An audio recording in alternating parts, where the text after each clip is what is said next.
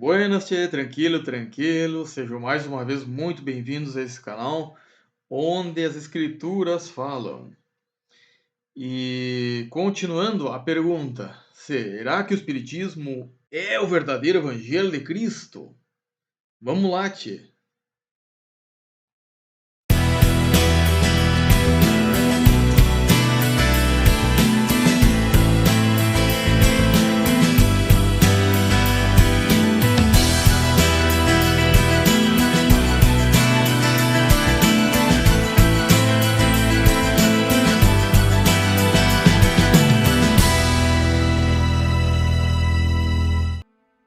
Buenas então, tchê. Sejam mais uma vez muito bem-vindos a este canal onde as escrituras falam, onde esse canal onde o inimigo tenta incomodar, atrapalhar, mas com a graça do Criador a gente vai tocando por diante. Então vamos para a doutrina, né, tchê? Para a doutrina, para o confronto doutrinário. Então vamos lá, tchê. Então a gente já sabe que o Espiritismo ele não tem base bíblica, o Espiritismo é anátema, ele lida com a necromância, com a adivinhação, com a prognosticação, com agoureiro e encantamentos. E isso Deus não ensinou para nós.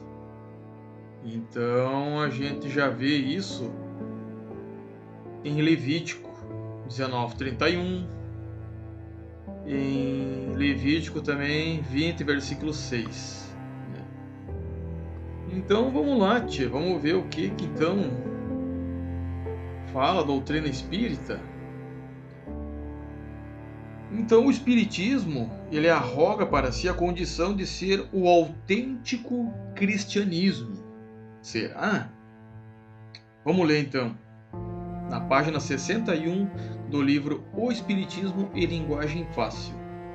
A doutrina espírita nos ensina a praticar o cristianismo em sua forma mais pura e simples. Assim, o espírita procura ser um bom cristão. Ele sente que precisa combater seus próprios defeitos e praticar os ensinamentos de Jesus Cristo. Ponte. Para praticar o cristianismo em sua forma mais pura e simples, em primeiro lugar, seria preciso que o espiritismo tivesse sua base bíblica e suas crenças, e suas crenças espíritas fossem as mesmas do cristianismo histórico. Não é o caso que a gente viu nos vídeos passados, que o espiritismo ele não tem base bíblica, não tem chororote. Então, razão pela qual o espiritismo usa falsa propaganda quando afirma essas e outras mentiras, entre as quais destacamos nesses vídeos. Então a gente viu ali que o espiritismo ele não tem base bíblica. Ele arroga para si como se fosse o verdadeiro cristianismo, o cristianismo puro.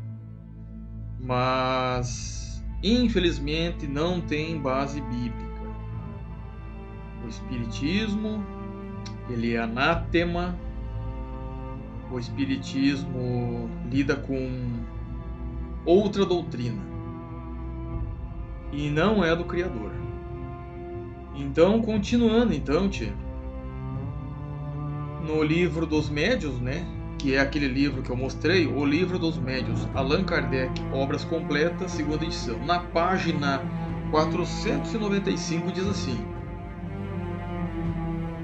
é preciso que nos façamos entender, se alguém tem uma convicção bem assentada sobre uma doutrina, ainda que falsa, é necessário que o desviemos dessa convicção, porém, de suas palavras, e damos a impressão de partilhar de suas ideias, a fim de que ele não se ofusque de súbito e deixe de se instruir conosco. Esse texto aí tira a máscara cristã que Allan Kardec pretenda dar ao espiritismo. Primeiro, primeiro que nos servimos de suas palavras. E segundo, damos a impressão de partilhar de suas ideias. Com que propósito isso? Com o propósito de, a fim de que ele não se ofusque de súbito e deixe de se instruir conosco. Bom, a palavra de Deus, a gente já viu que espiritismo não tem base bíblica.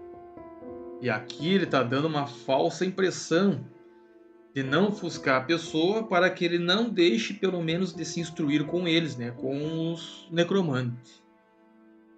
Então é isso que está escrito, pessoal. Escrito, né, tia? Infelizmente, o espiritismo, vou repetir de novo aqui, ele não tem base bíblica, é anátema, lida com a adivinhação, com a necromância, com a prognosticação, os agoureiros e encantamentos. Então tá aí, tchê. Mas também o Criador diz, para esses que lidam com a necromância, a esses ficarão de fora do reino de Deus. Isso está escrito em Apocalipse 22:15. Eles não herdarão o reino de Deus. Está escrito assim, ó. Fora ficam os cães, os feiticeiros, os impuros, os assassinos, os idólatras e todo aquele que ama e pratica a mentira. Ficarão de fora do reino de Deus. Em Apocalipse 21, versículo 8 também diz: quanto, porém, aos covardes, aos incrédulos, que não acreditam no Messias e nem no Criador, aos abomináveis, que acreditam em feitiçaria, que acreditam em outras práticas, aos assassinos, que gostam de matar, aos impuros, aos feiticeiros, aos idólatras, e a todos os mentirosos, a parte que lhes cabe será no lago que arde com fogo e enxofre, a saber, a segunda morte. Essa é a segunda morte. O Espiritismo, eles acreditam em reencarnação, mas a palavra do Criador não diz isso. Isso a gente vai ver mais para frente. Em Eclesiastes, capítulo 9, versículo 5, diz assim: porque os vivos sabem que hão de morrer, mas os mortos não sabem coisa nenhuma, nem tampouco terão eles recompensa, porque a sua memória jaz no esquecimento. Eclesiastes 9, capítulo 9, versículo 5. Bueno, tia, então tá aí uma comparação bíblica com a doutrina espírita, que é uma doutrina, é um outro evangelho. É um evangelho que não é o de Cristo. Então, o Criador já disse, né, entre outras palavras aqui, que não é para se voltar para os necromantes, homem ou mulher, Levítico 20, versículo 27, homem ou mulher que sejam necromantes ou feiticeiros serão mortos,